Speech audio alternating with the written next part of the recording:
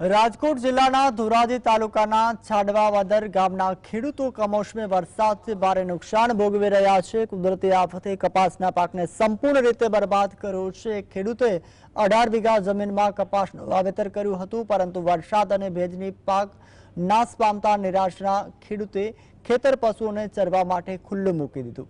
ખેતરમાં પશુઓ કપાસનો પાક ચરતા હોવાનો વિડીયો પણ સામે આવ્યો છે।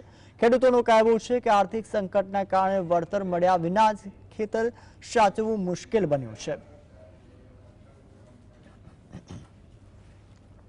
ખેડૂત રજા દીધી છે ખેતરમાં 18 વીઘાના કપાસ કમોસમી વરસાદની લીધે બગડી ગયો છે અને અમે આશરે અટાણે 30 થી 40 ભેહું મેં કપાની અંદરમાં ચારી છે। ખેડૂતની ને માલધારીની હાલત બહુ અતિ ખરાબ છે। કોઈ ચારવા જડેમ છે નહીં, કોઈ માંડવીના ભૂકાથી હંધુય બગડી ગયું છે।